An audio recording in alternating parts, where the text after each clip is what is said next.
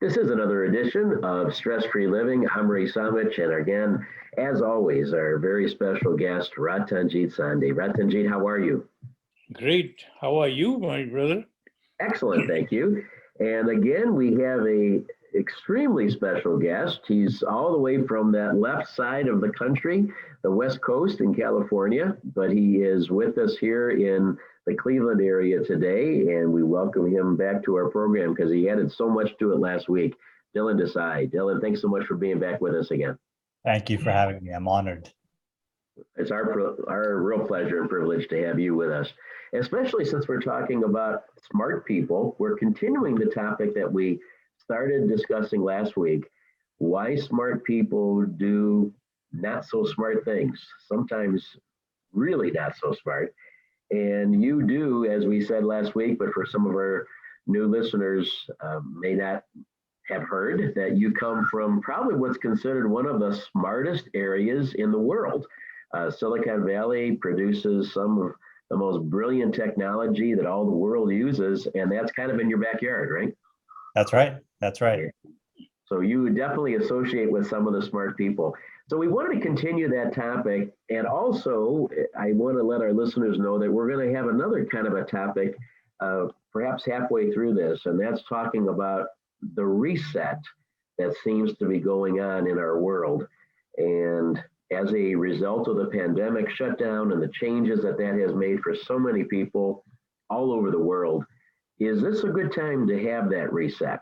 So Dylan brought that up last week too, and we'll have time to hopefully talk about both of those topics here today. So Ratanjit, let's get back to the first one first, because I think we spent a lot of time talking about stress as a reason why smart people do dumb things. And we also talked about ego, and we know that ego is a problem for men that causes many, many things that go wrong in our lives. It makes us do things wrong all the time.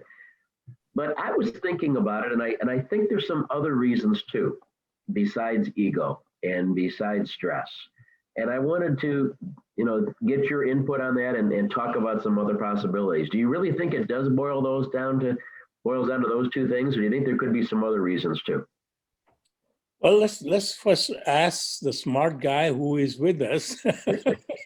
He comes from Silicon Valley, where there are the smartest people, and I'm sure he has seen and observed firsthand some of the smartest people doing dumb things. So, in his opinion, let's see the practical aspect of it. Dylan, what do you think?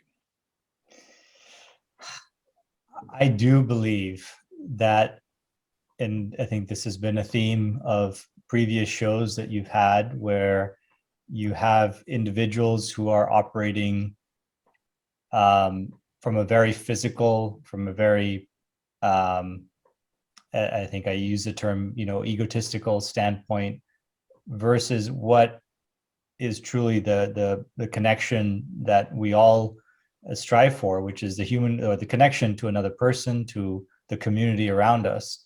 And it's easy to get caught up, especially in the Silicon Valley, with the race, the race that people have to earn more, to improve their career, their positions in companies. And when you're dealing with an area that has a significant amount of wealth and a significant amount of intelligent people who are doing cutting edge things, a lot of folks want to be the first. And that mindset can add, in my opinion, to an added layer of stress that maybe isn't always present in other areas, or other communities, other regions, because you are surrounded by these very, very highly educated, highly driven people, and you feel the need to keep up. See, if you we call ego as a bad thing, but if we really understand what this ego is, see, it's like a simple example of that is if there is a I love watching basketball, and there are some amazing players who play basketball. And when you see some of these games, and you wonder why such a great player made such silly mistake in the game. And what happens is when you are conscious of your prestige, how world is thinking, how great you are, and then at that point you are either lost in your glamour or worry about keeping the glamour. You are not present in the game. You are not really playing that particular shot at the best of your capability, and you end up making that mistake, which is not really qualified for a player of that caliber. So in our life, see, ego, as I understood, I have done a lot of studies on ego. Ego by itself is a quality which our separateness gives us. Once I consider me as an individual, separate from everyone else. Now, people listening to us are going to say, well, how else? We are all separate. My name is this, and this is my profession, this is my color, this is my gender, this is my age, this is my heritage. And so I am completely separate than you. And in that mode, we are always going to have what it is called ego, means you have a self-identification which you are going to protect at all costs. But when you become a team and you dissolve your ego and your objective of the team becomes so primary that you can even see and feel and experience others' feelings on your team, and you work as one entity, as a team, you have much less of an ego. And at that point, you are less likely to make stupid mistakes. When we are in watching and protecting our ego, we are most likely to end up making mistakes which are not supposed to be made by smart, wise people. So let's talk about what happens in the mind, because you just said, one of the things you said was that when that basketball player does something stupid, he drops the ball, okay, or he throws a terrible pass and it goes way over somebody's head. You said he wasn't in the moment. Right. Okay? He or she wasn't in the moment. So being in the moment is something that we do consciously in our mind. And is our mind limited, Ratanjit? Do we have the ability to balance concerns about this moment with concerns about what could happen tomorrow, regret for what happened yesterday, balancing the education that we have so that we know what is the most intelligent thing to do next? Do we physically have the ability to do all of those things at one time? Yes, we do, Ray. But this all comes from, see, your human body, in our brain, there is a part which memorizes things. So if you do certain things certain time, it without thinking it'll do that. That is called habit. Mhm. So once you are in the habit of constantly thinking about your past, you will not remain in the present. Similarly, if you generate a habit of operating in the past, in the moment, where your highest energy and intellect is available to you.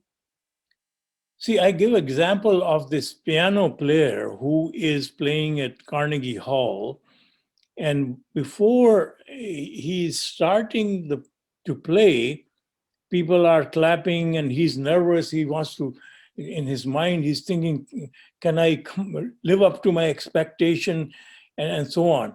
So then he starts playing, and pretty soon he gets lost in the music.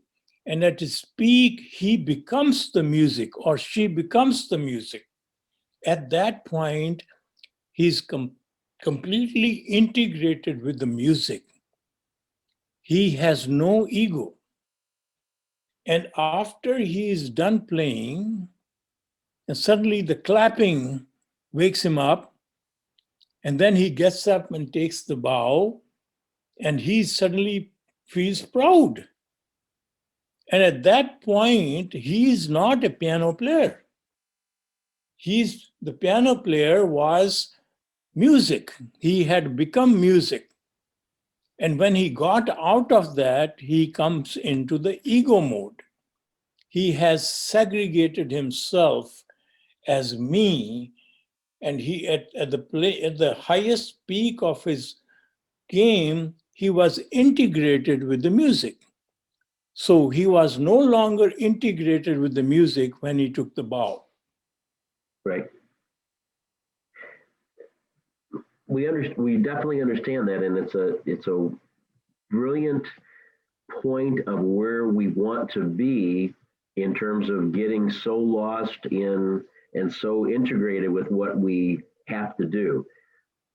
In the business world, though, which is where most of the smart people are operating and doing the dumb things, can they make a habit out of instantly analyzing a situation and being able to make that right decision based on their intellect and their education?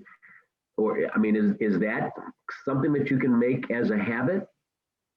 See, we have to understand what makes us do stupid things.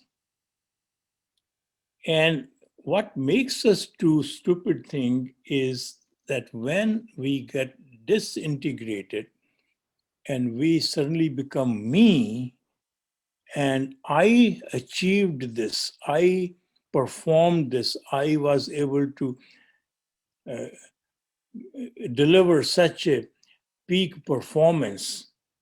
When that thinking comes in, you will do stupid things. But we all operate in that mode. I mean, it's. Yeah, but see, the thing is this, we have to remember. What I'm going to say is, a lot of us say, Ratanjit said nice things and wishes. See, all our successes, no exceptions, all our successes come in spite of us, never because of us. There is something, some condition. See, if you don't have the right oxygen, I can't even think. And if this body doesn't operate properly, which I have nothing to do with it, I keep on throwing junk into it, and still it keeps on operating. This is automatic tool designed by the universal energy. I have nothing to do with it. Whereas I take the claim, and who am I? It is nothing but your ego, your disintegrated self. And although I keep on hopping on ego, a lot of people have gotten tired by now. Ratanjit, come on, give us something else. Everyone has ego. We have to have ego. Ego is an indicator that you are not operating in the present, is an indicator you are not at your peak, an indicator you are going to, whatever decision you make under that mode, you are going to compromise it. So if we remember that, so if I want to operate at the peak of my game, then I have to operate in the present where there is no ego. And I am connected to the universal energies at that point. You know, I think there are many of us that can relate to the piano player getting lost in the music. And I'd like to have Dylan's input too on this. I can relate to that. There have been moments in my life, all my. You are a musician. You are a great musician. Well, doesn't matter how. Thank you, but it doesn't matter how good I may be or not. See, But now, right now, just now when I said you are a great musician, what reacted was your ego, not your musician. okay, there are definitely moments when I've gotten lost in the music. Okay, sometimes I've even forgotten the words, but that's another story. But there are moments when I get lost and I become one with the music. And so I do exactly understand that example. But I must admit that that's the exception of my life, not the rule of my life. I mean, the fact that I can remember those 5 or 10 moments over the last 6 decades, obviously means that the great number of years have not been spent in that moment.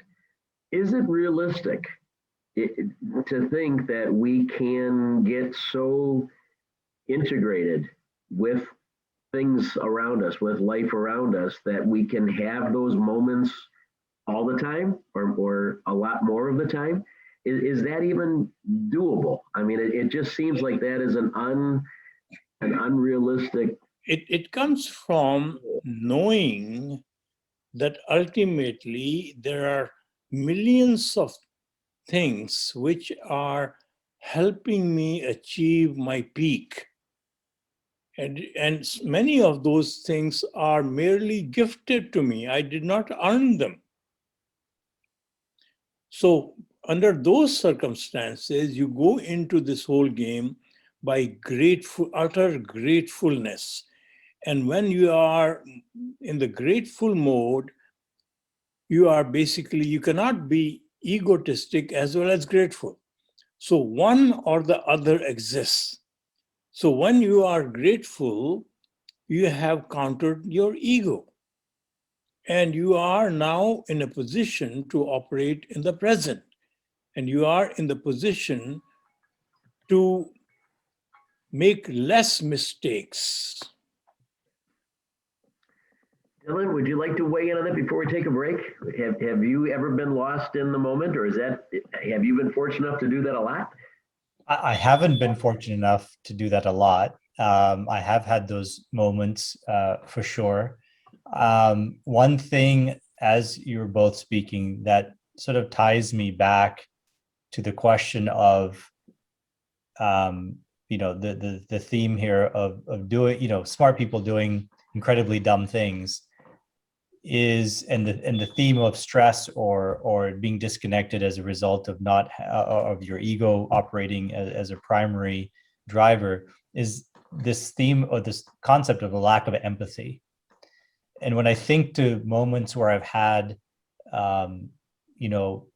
been lost in the moment, or been feeling truly connected to the moment or to the present, it's generally when I've had a true appreciation of either the person or the event that I'm operating in. So whether I'm at an event or whether I'm sitting across from someone who's having a tough time, or just an individual at work, if I have a level of empathy that removes me, my biases or my thoughts from the process, I'm generally less stressed. And there's, in my mind, a set of reasoning that is much more available to me than when I'm operating from trying to figure out what's in the best interest for myself, if that makes sense. So that lack of empathy is what I think is another part of this discussion that I'm hearing from your conversation. Can empathy replace ego a little bit? Can that help? See, empathy, Ray, is allowing me to experience your pain, your suffering. In other words, I can connect to you. And empathy is non-existent when ego and pride is present. There is a neurological study, neuroscience proves this point. I think I have quoted that in another show. There is a neurological study which was published in New York Times. And they asked a group of people to, divided into two groups, and asked a group to write an essay on the greatest achievements of their life. which will at the end ultimately boost their pride. And the second group asks them to write an essay what they are grateful for. And at the end, their ego drops to minimum. And they measure the empathy by their movements of the neurons, mirror neurons in the brain. And they found no movement in the people who were proud of their achievements. So empathy is non-existent the moment you are proud, the moment you have ego. We've got to take a quick break here, but when we come back, we're going to develop that a little bit because maybe you two there together have collectively found two ways to reduce the ego in our life. And if we do, that may reduce some of our stress and that may help us to not do some of the stupid things that we do. That's hopefully the plan here for today. This is Stress-Free Living. We'll be right back in just a moment. Please stay with us. Okay, so we went 4 minutes over there, gentlemen. So what that does, that gives us two 15-minute segments instead of two 17s left. Well, it's you're in control. You think so? Absolutely. You are my God. Gee. Wow. Okay. I don't know how to respond. How do I respond to that without ego? I can't say thank you for that because that's not even true. Okay. But I want to just drive that last point home because those were two powerful thoughts, ways, because I think people do want to get rid of ego.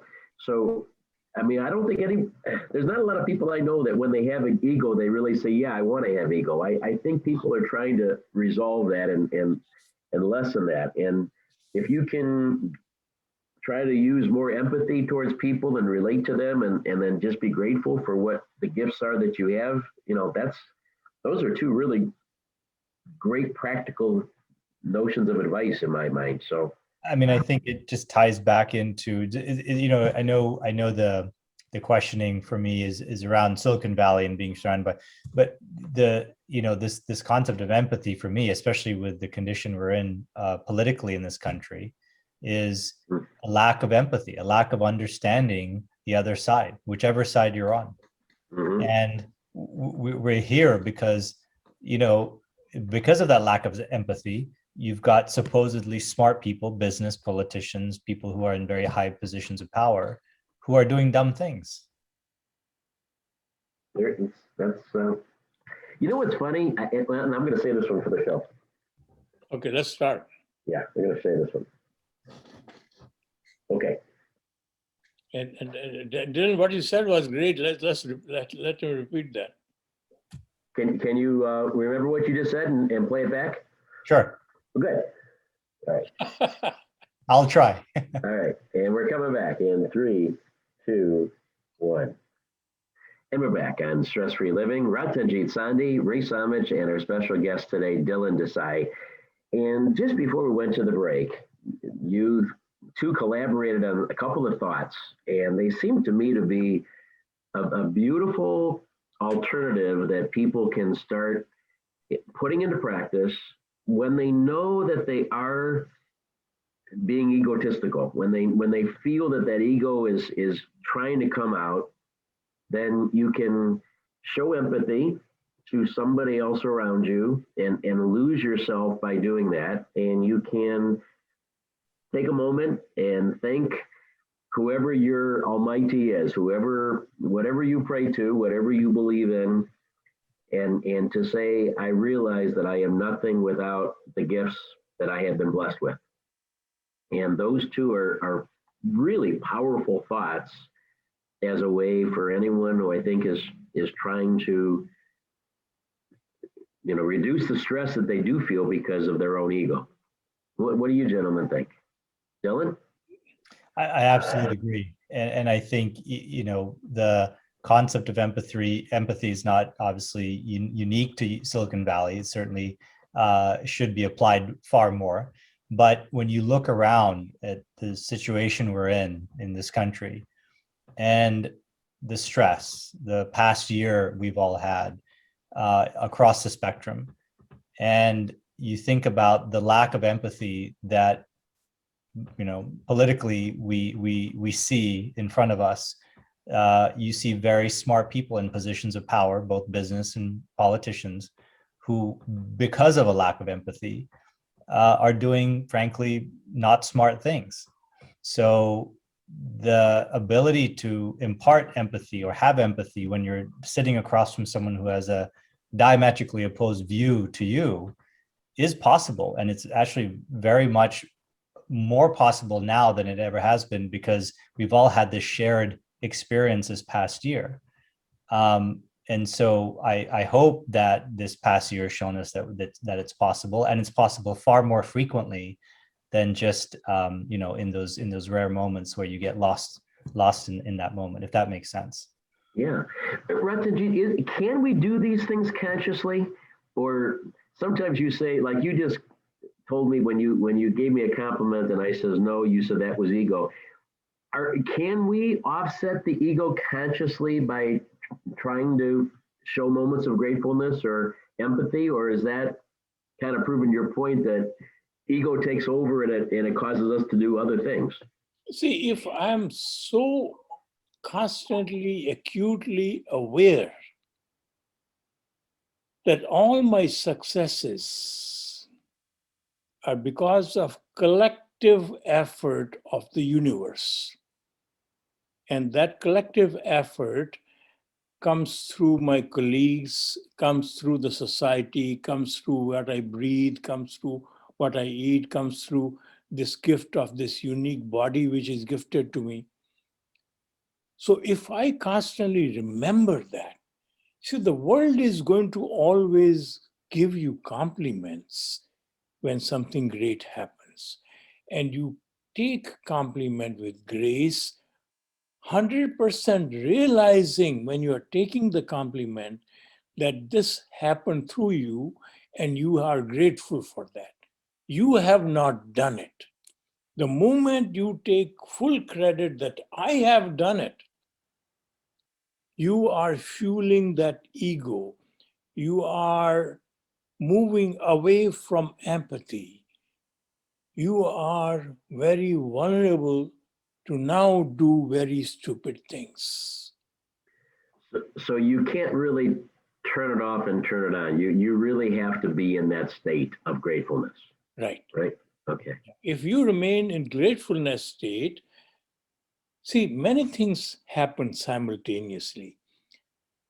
When people watch you, nobody likes arrogant people, right? Right. If you complimented me, and if your reaction comes out very humble and say, no, Ray, I'm grateful that it happened through me. I am not totally responsible for this. These. So the great leaders, if you watch, great leaders always hold somebody else responsible for all the great thing happen in their team. They don't take the credit, they give the credit. Whereas egotistic leaders always take the credit rather than, no matter who did it in the team, it was because of my guidance, because look what I did. So those people are likely to do very stupid things. How does developing a habit play into this? You have to have that, you have to be in that state, but can you work to build the habit of being in the state of gratefulness? Is that something we can consciously do to try to think about thinking gratefulness first? Yeah, see, my mother used to say when I was very young, say, for success, you have to realize that whenever you succeeded, indirectly you failed, because success camouflages all your weaknesses. And when you failed, it, it gives you exhibition of your weaknesses. You can know what your weaknesses are, you can improve upon. And then she would say that another important thing for success is unconditional gratefulness. Whereas all gratefulness is always conditional, Ray. I am grateful for food, I'm grateful for this house, I'm grateful for my loved ones, grateful for my family. So we are always counting things. And that's why I'm grateful. We don't really understand the concept of unconditional gratefulness. The gratefulness feeling within you. You are always, that feeling is overwhelming, because every breath I take, I have not earned it. Because next breath may suddenly stop, right? We have seen people. And so every breath is a gift to me. So I have to be grateful with every breath I take. Dylan, over the years on this show, I've had many times where I realized how long this journey is, and you just got a witness of it like I did. We have to learn how to be grateful, and then we have to learn beyond that how to be unconditionally grateful. So, you're a lot younger than I am. Maybe you have time to do both. I hope that I have time to at least do that first level of Ratanjit, because those are, they don't seem to be automatic. They don't seem to be something that we often talk about the way that we are designed. We're designed to be nice. That's one thing that you have shared a lot, is that we really are designed to be nice, and the world somehow teaches us not to be nice. But are we designed to be grateful? Yeah, Ratanjit, we are designed to be grateful. Yes. So why does it seem like that's not what we want to be? Why is it so hard for us to show gratefulness and to go into a state of total gratefulness? It actually seems to be taking a big effort to do that, at least for me. Maybe I'm uniquely bad that way, but it doesn't seem to be the easiest thing to operate in a state of gratefulness. See, right from the get-go, our childhood, from our schooling, from our college day, we are asked to be proud. Be proud of your achievement. Right. And you have to compete. You have to be first in the class. You have to. So this is how we have been brainwashed. We have never been asked in any classroom to be grateful. You're right. So now we are talking about, suddenly one day you listen to this crazy guy Ratanjit and you can be grateful. No, it has to take a tremendous amount of undoing of what we have been doing to get there. Okay. So it is a journey. It truly is a journey to get onto that, especially the unconditional level of unconditional gratefulness. Earlier in the show today, you used a word, and it just hit me. And then when we took the break, it really hit me again. We all use the word disintegrate in our life, and we know what that means. It means that you disappear, disintegrate. Something disintegrates in front of us, that it vanishes. And you used it when you were talking about not being integrated with the world, not being integrated with others. So you said we are disintegrated with the world. But isn't it amazing that we use the word disintegrate to mean that you would totally disappear? Yes. And so I never thought of it as being, not integrated with the world means then that you by not integrating, you actually have no value unless you are integrated with the world. That's kind of the way that I suddenly am now looking at that word disintegrate. See, what integrates all of us, obviously our human body is a separate entity. Mm-hmm. And we can find thousands of reasons why I am different than you are. But what integrates us is the unifying same energy which brings life in you and which brings life in me. Both of us are alive because of the presence of the divine enlivening power in us. So that is what integrates us. So without that, I'm just a dead body, dead meat. Right. So the real me is that power. Real me is not my heritage, my color, my age, any of those things. The real me is the enlivening power which is present within me and which is present within you. And that is what integrates us. So we are all the same. We are exactly one universal power present in different bodies. And if we are disintegrated, we might as well be dust in the wind. I mean, Right. at that point, we have no value to the universe and the world that is around us and within us. Okay, I think we're going to come back and we're going to talk about the part 2 of the show here today, which is the reset, because we've all been through. I think within most of our lifetimes, none of us have seen anything like we have all experienced with the pandemic and the economic factors, the fear factors of it, the shutdown, the quarantining, all of the different things, the loss of our ability to make decisions and be together and go where we want to go. And it has just been just a crazy year.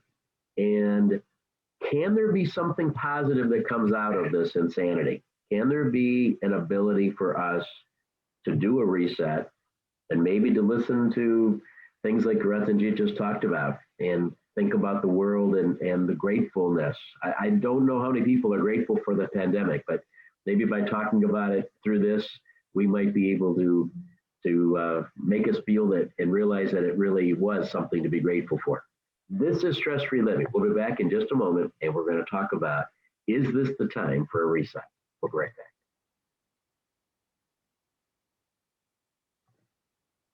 back. Okay, so I saved 40 seconds there, so we're going to have 15:40. Okay.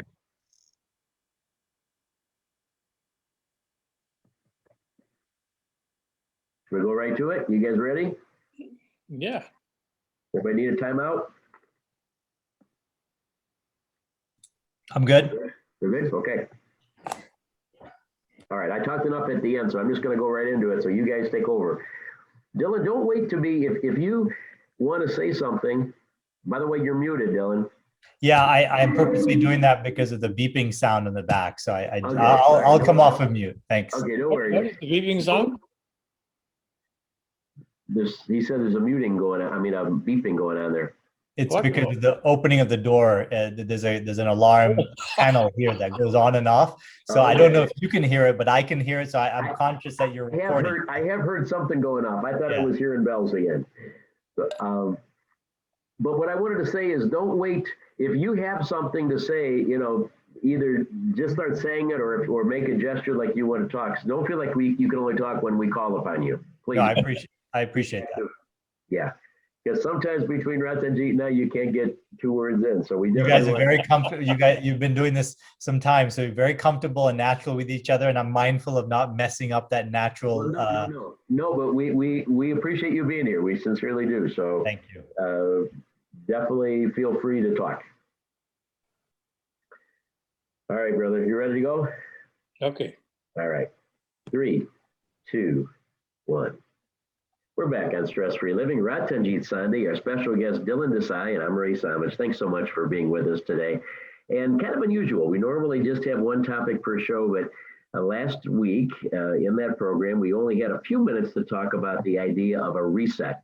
And so we thought we'd come back and advance that thought a little bit more. Ratanjit, what do you think? Is this a good time after all of this craziness that we've all experienced? Is it possible for us to find a silver lining in this very dark cloud and realize we can make a difference, we can be different than we've been our whole lives?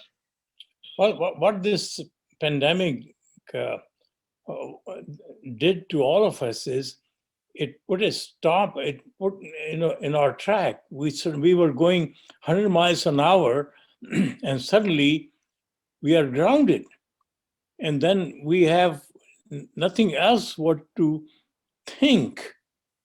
What is important? What are we doing? So when we reevaluated our life, things are looking a little different.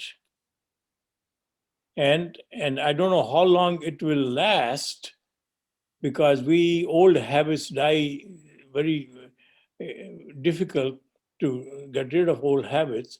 So suddenly we may go right back to it with even more ferocious speed.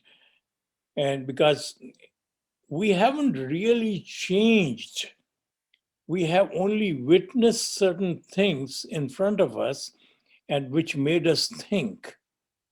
Whether those thinking, those conditions have been able to change us, some of us may be, but we are still, servant of our habits. Dylan, what do you think? One of my greatest fears is exactly that, is we talked about the disintegration or disintegrating. And as you were saying those words, I was thinking very much, and I'm sure many of the listeners are probably thinking about this the same way today, your work or your personal lives, how to now reintegrate with society. How are you going to go back to a workplace that requires you, after a year plus of being away, to reintegrate with your work, to reintegrate with your colleagues, to get adjusted to what is being positioned as a new way of life, maybe going forward. But many of the societal things that we are used to are still very much the same. And I was thinking, as you were both talking in the last segment, about how to create those habits while the structure around us remains the same. So what I mean by that is the incentives we have today, the things that we have been used to, whether it's monetary or professional or personal, those structures still remain. And the question of whether the reset is actually going to set in or not is, are we ready to question those structures? Are we ready to question how we've operated in the society as we try to reintegrate? And I know that's a lot to unpack. I think, as Ray said, use that phrase before, but that's how I think about it, is how am I going to reintegrate with what I perceive as a new world? You see, one thing which happened, Ray, during this pandemic is this, that what we thought was ours, suddenly we realize it is a gift to us. The most important thing was our life, our human body. We suddenly contracted COVID, and we don't even know whether we are going to live or die. Some young people lost their life. So we don't even own this human body. All the things, all the big things which we own appear to be useless. And although we have a claim that we own those things, but they become meaningless. So this ownership paradigm has to be re-evaluated, because nothing in our life is owned by us. Everything is allocated, temporarily gifted to us. To do what? To make a difference to the society, to the bigger one. If we utilize all our resources, including our know-how, our intelligence, our human body, or all the things we own to make a difference, to add the highest value, success is automatically given to us. You become successful and more comes to you. More finances, your finances grow, your value in the society grow, everything grows if you utilize what is gifted to you to make a difference. You know, after the United States suffered the effects of 9/11, and there were, and I know Ratanjit, you've told your story about some things that happened to you and with you through that period. The whole country was really shaken for a month or two, and maybe there were some lasting effects for a series of months. But in the end run, things went back not only to where they were, but they actually went different. And I'll give you one example. Churches were full after 9/11 happened. And then about 6 months afterwards, they were less people in church than they had been before 9/11. So it actually, not only offset it, but it actually went back less. I think the difference about the pandemic is that this was so major and it was so long that we can put up, we're pretty resilient people. We can put up with something for weeks and maybe even months, but when you go through something as shocking as this was and as limiting as this was for a year plus, I think it really does shake you. I think it really does stop you to say, wow, like you said, not only did I think I owned my body, and I don't, but I thought I owned my time. I thought I owned my freedom. I thought I owned my ability to go anywhere and do anything and meet friends at any time of the day and see my family anytime I wanted to. And all of that was taken away from us. And right, you're right. We really don't own, not only don't we own anything physically, we don't even own something intangible like our own time, yes. So everything is gifted to us. yeah, so it does seem, I'm in agreement with Dylan on this, that it does seem to be a perfect time. I can't imagine, God forbid, anything shakes us more than what we have just been through. And if this doesn't cause us to step back a little bit and reflect, I obviously nothing will, because we've all experienced hardship. Many of us have experienced losses and unexpected illnesses and even death of loved ones. And we've all been through a tremendous setback here. So let's move this to what you recommend for us, Ratanjit. How do we go from this moment, because we're about to break open. Every day another state is saying no more laws and we don't have to wear the masks in this areas and all these kind of things. Before it does go right back into where it was and worse, what do you recommend? Do you have any guidance for us? Well, see, again, we have to realize that, before I go there, I want to make a statement that if one person in this entire world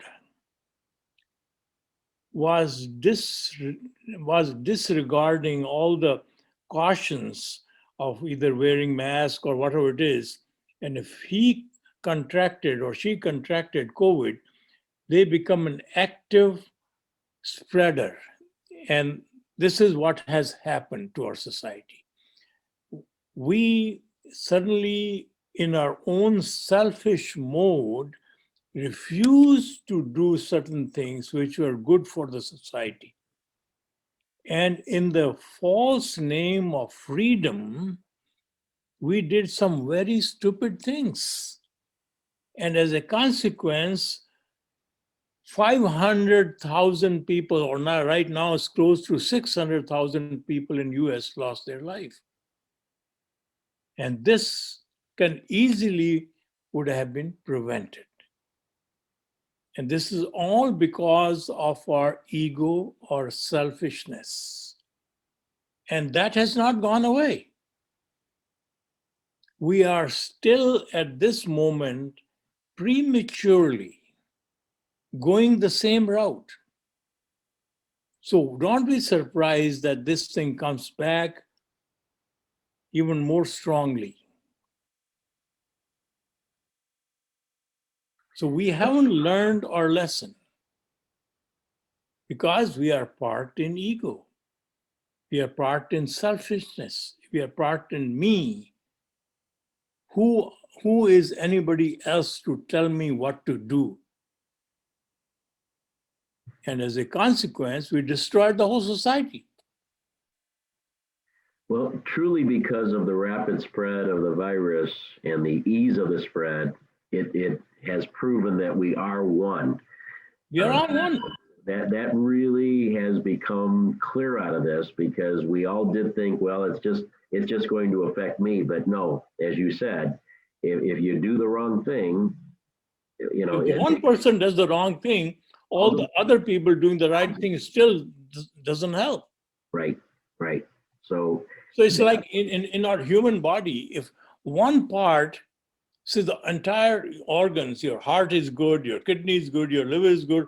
If one of the organ becomes inflated and has, goes haywire, the whole body dies. right. And that's exactly what happened. So we have 3 minutes left, Ratanjit. Give us your wisdom. What for anyone listening here right now that says, okay, I want to reset. I do realize that that the world is not the way I thought it was, and I have been doing things I shouldn't have been doing. So how can we find a better world for ourselves and for everybody else in it? So we have to be very grateful for all the situations we are put under. Even the thinking power I have, even the breathing capacity I have, even the power to speak I have. See, what we call as freedom in the world where universal laws control everything, regardless of how much money and power and intelligence you have, you still have to face the gravitational power. You cannot bypass that. So you still have to face the limit of this human body. You cannot poison the human body. You don't have that freedom. So at best, the only freedom as a human being we have is to choose our disciplines. By choosing our disciplines, we create our freedom. If I have the discipline to eat right, I will have the freedom to have a healthy body. If I have the discipline to respect others, I will have the freedom to have respect. So there is no freedom. So freedom is an outcome of disciplining ourselves. And once we realize that, then humility comes in, ego disappears, gratefulness comes in, and we become a contributor rather than an abuser for our society. Dylan, we appreciate that you have been with us here. Do you have any thoughts on what Ratanjit just said, or your own thoughts to add to it? No, I don't. I have to say I've thoroughly enjoyed being part of this conversation. I am very honored to be here, and thank you both for having me on. Again, it's our pleasure for that. Ratanjit, I do have a thought. It was really perfect. I just loved what you just said in terms of that reset. It's it's absolutely becoming one with others and realizing that it's not about us, and it really is that integration that we have to strive for. And if we can do that in a mode of unconditional gratefulness, then we will change not only our lives but everybody else's around us. And I love the discipline idea there that says, if I want to be respected, then obviously I need to be the first one to show others respect. Right. And I'm never going to be respected if I don't show that to others. And you can say that with any That's other. not my right. It's reciprocated. Right, right. Beautifully spoken, as always. Dylan, thank you so very much. Ratanjit, as always, thank you very, very much for sharing your love and your thoughts, your wisdom with all of us. And remember, folks, we're all playing the same game. Thank you so much for being with us. We'll talk to you again real soon.